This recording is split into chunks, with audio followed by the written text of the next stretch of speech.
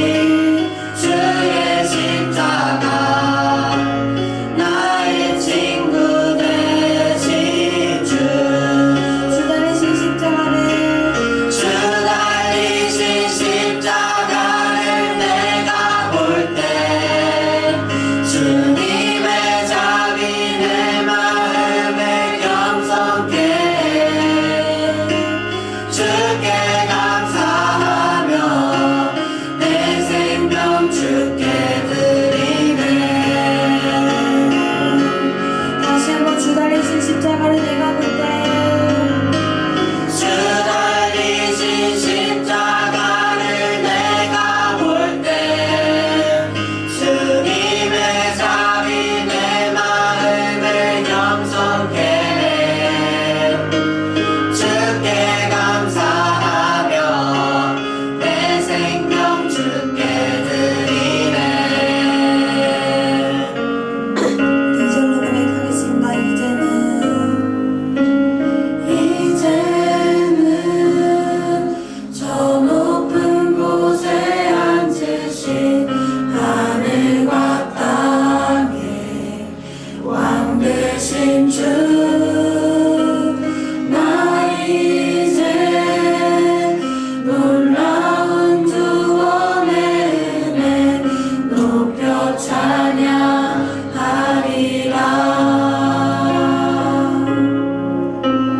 높여 찬양하리라.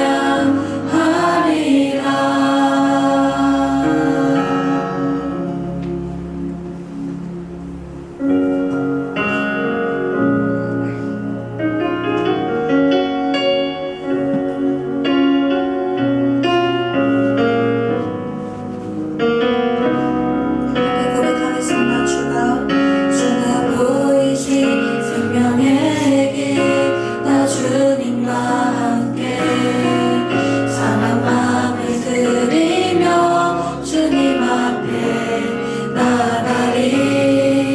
나의 의로움이 되신 주, 그 이름 예수. 나의 길이 되신 이름 예수. 나의 길 오직 그가 하시나니 나를 단련하신 후에 내가 조금 같이 나오리라.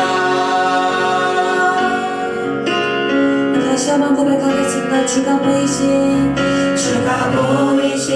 생명의 길, 나 주님과 함께 상한 마음을 드리며 주님 앞에 나가리. 나의 의로움이 되신 주, 그 이름 예수. 나의 길이 되신 이름 예수. 주가 보이신 생명의 길, 나 주님과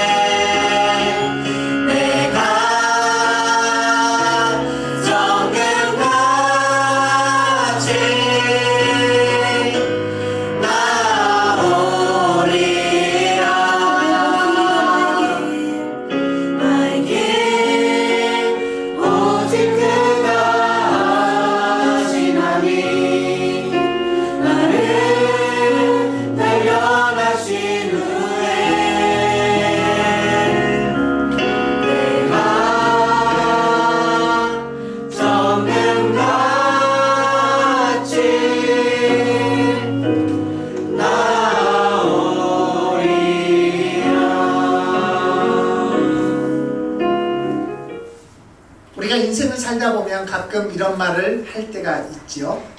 야, 이제는 진짜 끝났다. 더 이상은 소망이 없어. 야, 이제는 우리가 할 수 있는 것이 아무것도 없는 것 같아. 이런 말을 하는 순간이 있습니다. 어떤 분은 이 순간이 관계가 무너질 때 오기도 하고 실패가 반복될 때에 오기도 하고요. 어떤 분은 마음이 이렇게 무너지면 야, 진짜 이제는 더 이상 소망이 없다. 이런 표현을 하고는 합니다. 그런데 이 상황에 우리가 직면하게 되면 내 마음이 참 동굴로 들어간 것처럼 여기 나사로의 표현처럼 무덤 속에 있는 것처럼 어두컴컴한 그런 상황을 보내게 되는데 우리는 이 상황을 성경 안에서 보는 이 요한복음 11장에서 나사로의 무덤을 중심으로 우리가 오늘 보고자 하는 것입니다. 우리가 요한복음 11장에서는 보니까 이 나사로가 죽었다라고 시작을 하고 있습니다. 그런데 이 나사로가 죽은 상황에서 예수님은 얼마 만에 오셨는가? 죽은 지 나흘이 된 시점에 오셨습니다. 이미 무덤에 들어간 상황이 나흘이 됐고 사람들이 와서 조문하고 유대인들의 장례식에 의하면 유대인들은 보통 하루 만에 장례식을 치릅니다. 왜냐하면 그 이스라엘이라는 나라가 더운 나라 있잖아요. 그러니까 아마도 부패라든지 여러 가지 상황을 고려해서 하루 동안 이 장례가 바로 치러지고 그리고 나서는 한 7일 정도 애도하는 시간을 갖습니다. 우리도 장례식이 보통 3일이라는 장례식 절차가 있잖아요. 이 유대인들에게 있어서도 이 3일이라는 숫자는 상당한 의미를 갖는다고 합니다. 저들의 생각에는 성경적인 생각은 아닙니다. 그러나 전통적으로 자기들의 마음에는 3일 동안 무슨 일이 일어나지 않으면 그 영혼은 이제 하나님께로 갔다. 이런 생각이 있는 거죠. 우리도 3일장에 그런 어떤 유래가 있는 것 같은데요. 이 3일이 지나고 사흘째, 나흘째가 되었다는 것은 이미 이 장례에 대한 모든 것들이 끝나고 이제 남아있는 가까운 유가족들 또 친지들 이렇게 와가지고 눈물을 훔치면서 서로 위로해주는 그런 시간이라는 거죠. 아마도 이 마리아와 마르다 그리고 나사로 이 3남매는 부모님이 일찍 돌아가셨거나 그렇게 3남매 위주로 생활을 했던 것으로 보입니다. 성경 안에서 부모의 역할이 나오지 않고 있으니까요. 그렇게 봤을 때에 이 3남매 중에 오라버니인 나사로가 죽었으니 얼마나 마을 사람들이 정말 애통해하고 슬퍼하고 참으로 안타까운 마음을 서로서로 나누고 있었겠어요. 그런 상황 가운데 예수님이 나흘째, 4일째 되는 상황에 오셔서 하는 말과 하는 행동, 오늘 이 두 가지를 우리가 중점적으로 보기를 원하는데 이 두 가지 안에서 예수님은 왜 이런 행동을 하셨을까? 예수님은 또 왜 이런 소리를 내셨을까? 우리가 주목해서 보기를 원합니다.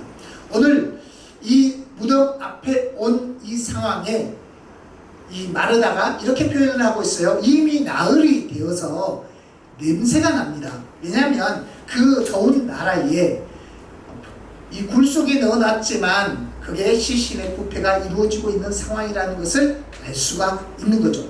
보통 장례가 하루 만에 치러지고 나면 이틀째, 3일째 되면 향유를 가지고 가서 이렇게 발라주기도 하고 이렇게 우리 예수님을 향유를 발라줬던 그런 모습도 우리가 부활의 장면에서 볼 수 있는 것처럼 이 장면을 보면서 아마도 마르다는 그 오라버니의 시신 가운데 그렇게 발라주고 있었는데 아마도 냄새가 이미 나는 것을 알고 있었던 것으로 보이는 거죠.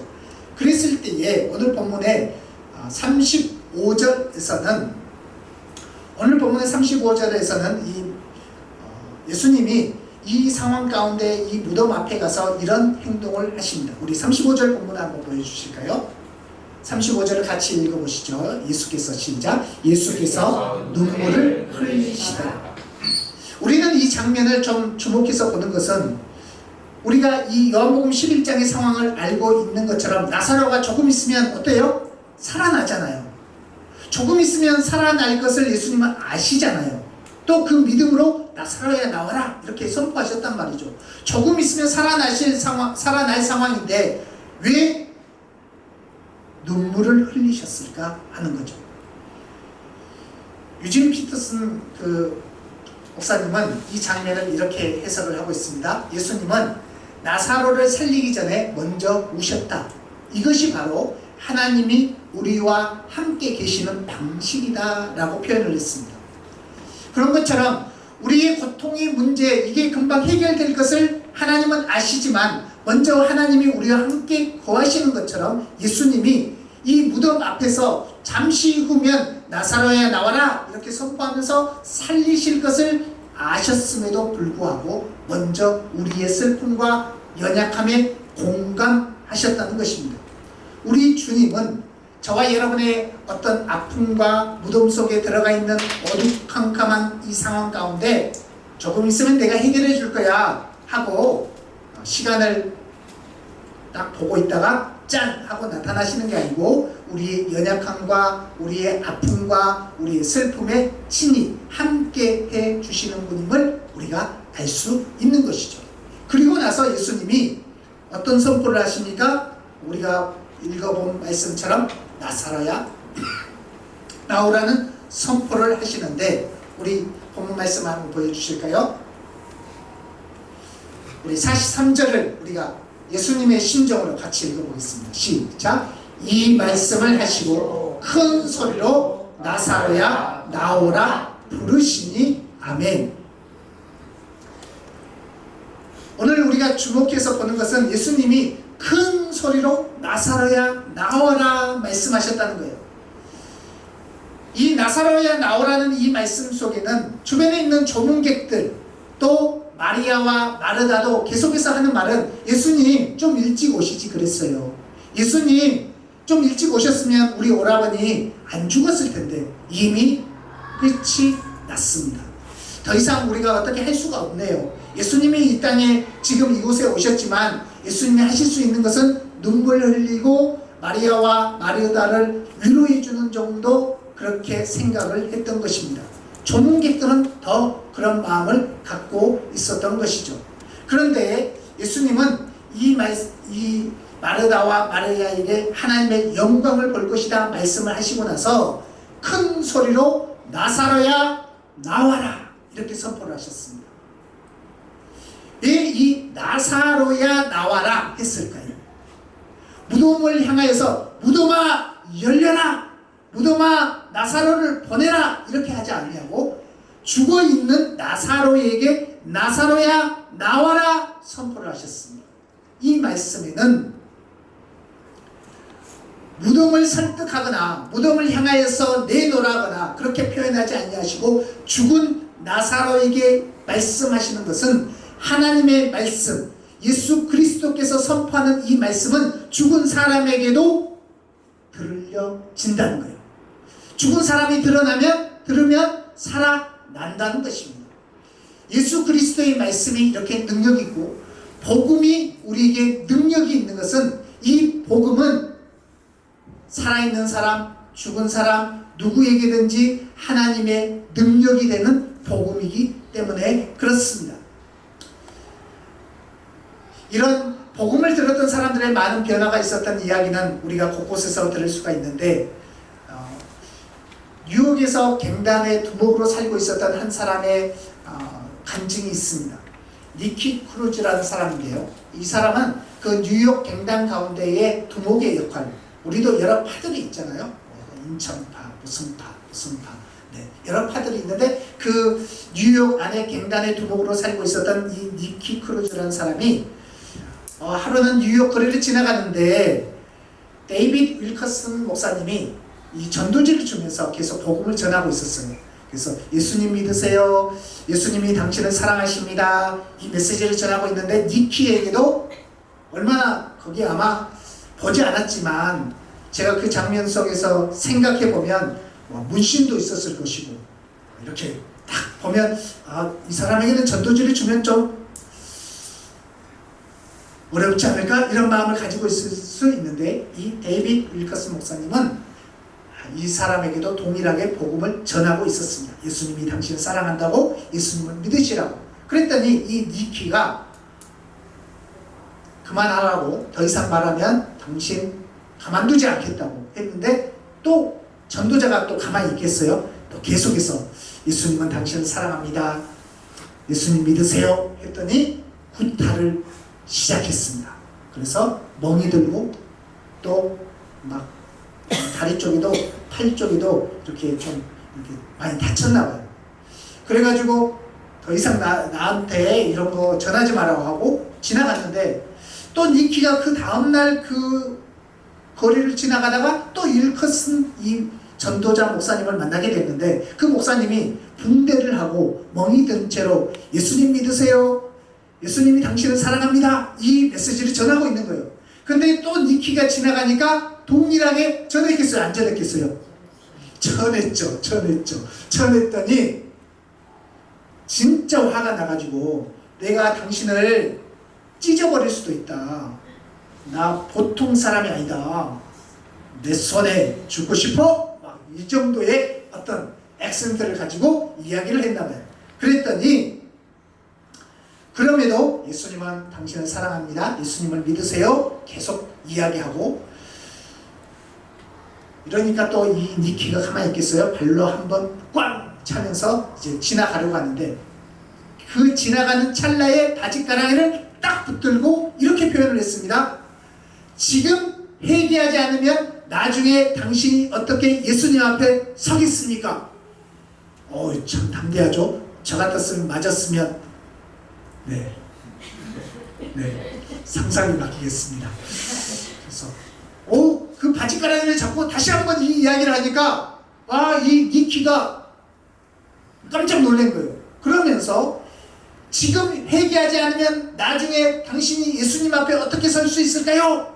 예수님 믿으세요. 이 말이 청천벽력 같은 성령님의 음성으로 탁 와가지고 막 몸을 부르르 떨더니 그 자리에서 무릎을 꿇고 예수님을 믿기 시작했어요.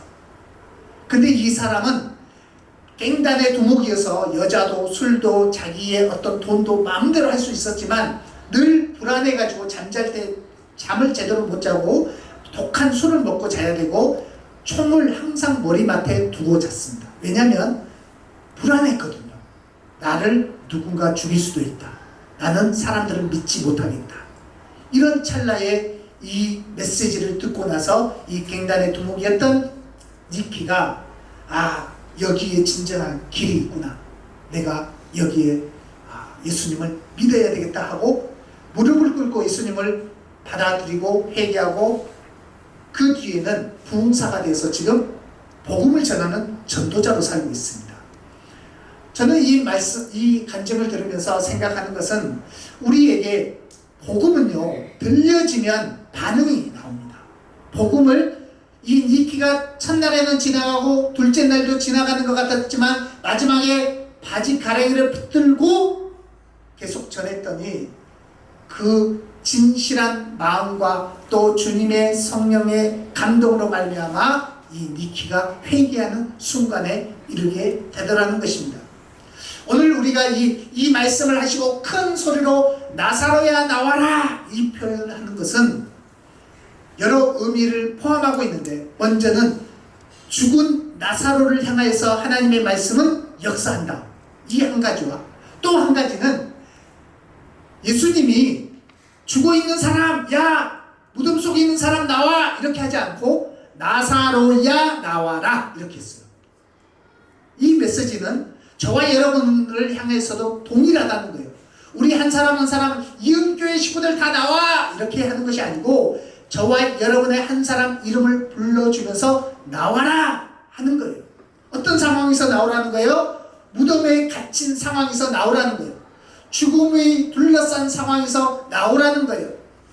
오늘도 우리를 향해서 부르시는 예수님의 음성은, 야 무덤 속에 있지 말고 나와, 무덤 속에서 나와, 그 어두운 동굴에서 나와, 이렇게 말씀을 하시는 것입니다. 복음은요, 우리의 어두움과 두려움과 때로는 죽음 같은 상황에서도 예수 그리스도의 음성을 들으면 살아납니다. 살아납니다.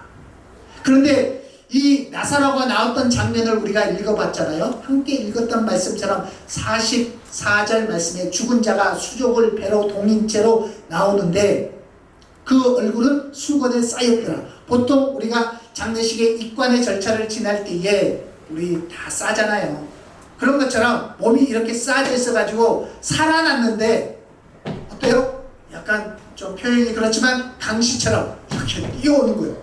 그런데 이 묶여 있으니까 그렇게 뛰어서 나왔는데 예수님이 뭐라고 하시냐면 풀어놓아 다니게 해라. 예수 그리스도의 복음이 임하면 살아나고요. 예수 그리스도의 복음이 임하면 자유케 됩니다. 우리의 삶 가운데 우리가 예수 그리스도를 믿는 순간 내가 연약하면서 해방되고 십자가의 은혜로 해방되고 은혜가 막 임하게 되는데 더 큰 은혜는 우리가 쌓여왔던 인생의 시간만큼 우리가 가져왔던 상처의 무게만큼 그 모든 것들이 이렇게 메어져 있단 말이죠. 그런데 그 메어진 것을 이제 풀어놓아 다니게 해라 말씀하시는 것입니다. 그러니 복음은요 살아나게 하고 자유케 하시는 것입니다. 우리는 이 요한복음 11장이 지난주에 우리가 이렇게 6번째 표적을 봤고 오늘 이 표적은 7번째 마지막 표적이 되고 있습니다. 표적은 지난주에 나눈 것처럼 뭔가 사인과 의도가 있다는 거예요. 의미가 있다는 거예요. 그런데 이 사인의 의미는 나사로가 살아나고 나사로가 풀어지고 자유케 되는 것 그 이상의 의미가 있습니다. 어떤 의미가 있는가? 이 일로 인하여서 당국자들, 유대 지도자들이 의논을 하기 시작했습니다. 53절 말씀을 보여주십시오. 이날부터는 그들이 예수를 뭐하려고요? 죽이려고요. 그리고 십자가의 사건이 일어나는 것입니다. 아, 이 사람이 나사로를 살렸네. 죽은 사람의 무덤에서도 살린 사람이니 큰일 나겠다 이런 마음이 든 것입니다. 그리고 나서 예수님은 우리 한 사람 한 사람 이름을 불러주기 위하여서 어디로 가시는가? 십자가로 가는 거예요. 예수님이 진정 이 나사로를 살리신 사건을 통해서 우리에게 주시고자 하는 큰 메시지는 무엇인가? 나사로를 살렸지만 나사로는 살다가 어떻게 돼요? 나중에 되면 죽게 되는 거예요. 그런데 우리 한 사람 한 사람이 2000년 전에 그 음성이 나의 음성이 되고 나의 복음이 되어서 내가 살아나기 위하여서는 예수님이 십자가로 가시는 거예요. 예수님의 이 나사로를 살리시면서 결국에 가고자 했던 이 표적의 마지막 목표는 어디인가? 십자가입니다. 그 십자가로 걸어가셔서 나는 부활이요 생명이니 나를 믿는 자는 죽어도 살겠고 이 요한복음 11장 25절 26절의 말씀을 완성하기 위해서 우리에게 나오시는 것입니다. 그래서 우리는 이 십자가에서의 예수님의 죽음, 이 죽음은 나를 위한 죽음이고 나의 이름을 죽음 가운데서 불러내서 생명으로 불러내주신 사건이고 나를 온전한 자유를 주시기 위한 사건이 되도록 예수님은 죽음 가운데 십자가의 길로 걸어가시는 것이죠. 요한복음 11장 25절 26절을 보여주십시오. 나는 부활이요 생명이니 나를 믿는 자는 죽어도 뭐하겠고 살겠고 무릇 살아서 나를 믿는 자는 어떻게 한대요? 영원히 죽지 아니하리라. 아멘. 저와 여러분에게 이 말씀이 생명의 말씀이 되기를 축복합니다. 저와 여러분 혹시 나를 둘러싼 상황이 무덤 같고 또 이 상황에서 오랜 동안 계셨던 분이 있다면 여기에서 나오시기를 축복합니다. 자유케 되시기를 축복합니다. 우리 예수님이 저와 여러분에게 들려주신 이 음성은 나사로야 나와라 말씀하셨던 이 소리는 동일하게 진상아 나와라 말씀하시고 여러분의 이름을 부르면서 나와라 말씀하시는 이 생명의 음성입니다. 이 음성을 따라 이 한 주간도 승리하고 자유하는 이 한 주간이 되시기를 축복합니다. 기도하겠습니다.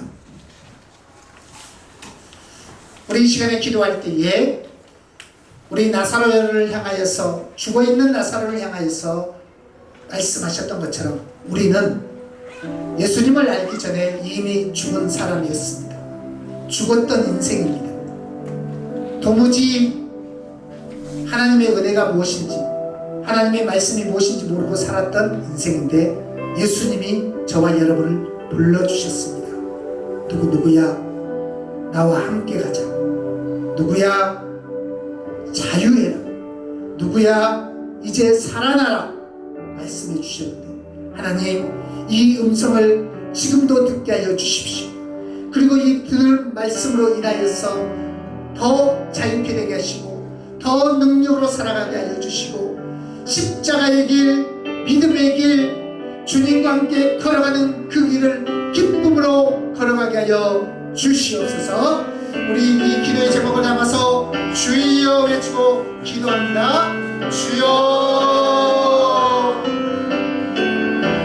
그렇습니다. 아버지 하나님, 우리 예수님이 나사로를 향하여서, 죽은 나사로를 향하여서 나사로야 나와라 말씀하셨던 것처럼 이 시간에 우리가 믿음으로 선포하며 나갑니다. 주여, 우리를 향하여서 들려주신 이 복음이 나를 살리게 하셨고 이 복음의 말씀이 나를 자유케 하셨고, 그러므로 우리는 믿음으로 걸어가는 것이 우리의 삶임을 고백합니다. 주님, 우리 사랑하는 청소년들, 하나님 어떤 마음의 우울함과 연약함이 나를 둘러쌀지라도 예수님이 나를 부르시는 음성에 반응하게 하여 주십시오. 주여, 우리가 그 속에 갇혀있는 것이 아니라 나오게 하여 주시고 살아나게 하여 주시고 생명을 얻게 하여 주시고 자유케 하는 우리의 삶이 되게 하여 주시옵소서. 오 주님, 주께서 우리의 삶을 새롭게 하시고 역사해 주시기를 기뻐하시는 아버지 하나님, 우리가 믿음으로 살아가겠습니다. 예수 그리스도께서 우리를 불러주신 이 은혜를 따라 우리도 또한 십자가의 길을 담대히 걸어가겠습니다. 주여, 우리에게는 부활의 소망이 있습니다. 주여, 우리는 죽음을 넘어선 승리의 소망이 있습니다. 주님, 이 소망을 붙들고 이 복음의 능력을 붙들고 살아가는 우리 모두가 되게 하여 주십시오. 이 시간 주 예수 그리스도의 권세 있는 이름으로 선포합니다. 주님, 우리 모두가 어둠 가운데서 나올지어다. 성령님, 우리의 각 사람의 모든 영역들 하나님 그 영역에 갇히지 않게 하여 주시고 자유케 되게 하십시오. 성령님, 기름 부어 주셔서 주의 음성을 통해서 우리 안에 주신 참 기쁨, 참 소망, 참 사랑을 노래하는 우리의 모든 삶을 하여 주시옵소서. 진실하신 아버지 하나님, 주의 말씀대로 우리는 살아난 사람입니다. 죽었던 우리를 예수님이 불러주셨습니다. 우리 한 사람 한 사람 이름을 불러주시면서 살아나라, 나와라, 자유케 되어라 말씀하신 대로 우리가 자유케 되었습니다. 혹여 우리의 마음 가운데 매인 것들이 있다면 이 시간 이 말씀 앞에 반응하며 순종하며 나갈 때 자유케 되는 영이 임하게 하여 주시옵소서. 우리 연약함을 제하여 주십시오. 주께서 주시는 그 은혜의 길로 나아가는 이 십자가의 길, 믿음의 길을 이 사순절 기간 걸어갈 수 있도록 은혜를 더하여 주시옵소서. 우리의 모든 삶을 이끄시는 예수 그리스도의 이름으로 기도합니다. 아멘.